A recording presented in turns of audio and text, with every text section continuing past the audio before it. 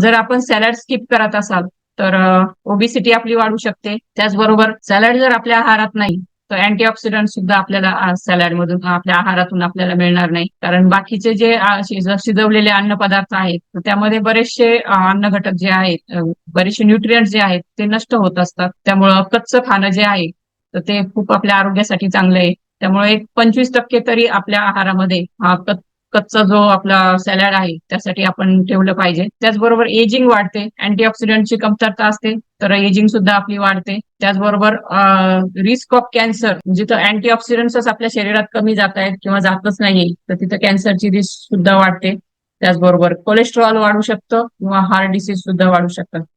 कारण आपण salad skip करतोय म्हणजे आपण कार्ब जास्त घेणार आहोत आणि त्याचबरोबर जे अँटीऑक्सिडंट्स आहेत ते सुद्धा मिळणार नाही, बाकीचे जे न्यूट्रिएंट्स आहेत ते सुद्धा मिळणार नाही. त्यामुळे आपली कोलेस्ट्रॉल लेवल वाढणार आणि आपले हार्ट हेल्थ सुद्धा तिथे खराब होणार आहे. त्याचबरोबर सॅलड जे आहे तर ते आपलं जे शरीराचं डिटॉक्सिफिकेशनचं काम सुद्धा करत असतं. सॅलड खाल्ल्यानंतर जे फायबर आहे त्यातलं तर ते फायबर डिटॉक्सिफिकेशनचं काम करत असतं. आणि त्याचबरोबर जे बीट आहे तर ते बीट जे आहे, बऱ्याच लोकांना बीट खायचा कंटाळा येतो, तुरट लागतं, त्याची टेस्ट आवडत नाही म्हणून. पण बीट हे इतकं पॉवरफुल अँटी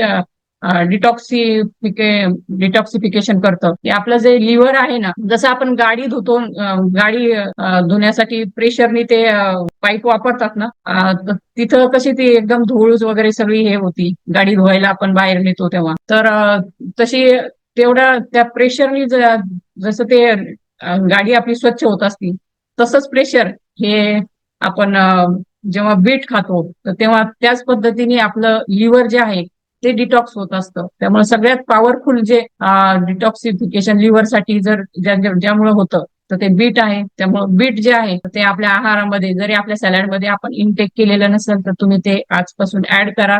त्याचबरोबर जी काकडी आहे त्यामधून आपल्याला खूप सारे विटॅमिन्स मिनरल्स तर मिळतात, परंतु त्यामधून अल्कलाईन जी आहे आपली बॉडी अल्कलाईन ठेवण्यासाठी ती खूप मदत करते. कारण तिचा जो पीएच लेवल आहे तो चांगला आहे. तर त्यामुळं काकडी झालं, टोमॅटो जो आहे तो त्याच्यामध्ये लायकोपेन हा घटक आहे जो आपल्या वेट लॉस साठी मदत करतो. त्याचबरोबर खूप सारे अँटीऑक्सिडंट्स टोमॅटोमध्ये आहेत.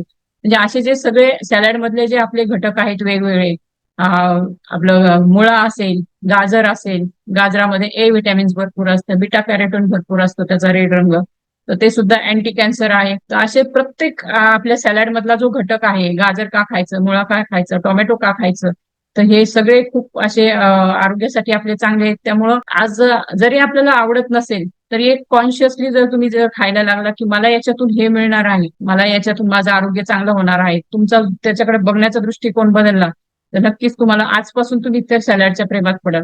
त्यामुळं एक जाणीवपूर्वक प्रत्येक गोष्ट आपण खाताना जाणीवपूर्वक खायचं, त्याचा आपल्या शरीराला फायदा पण जास्त होणार आहे. आणि त्याचबरोबर एक एन्जॉय करून खायचंय.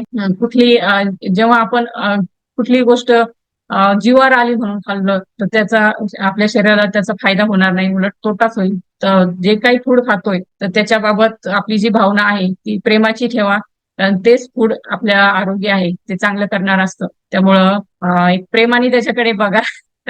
आणि येस, टॉक्झिन्स जे आहेत, आपण जर सॅलड स्किप केलं तर आपल्या शरीरातलं टॉक्झिन्स सुद्धा वाढणार आहे.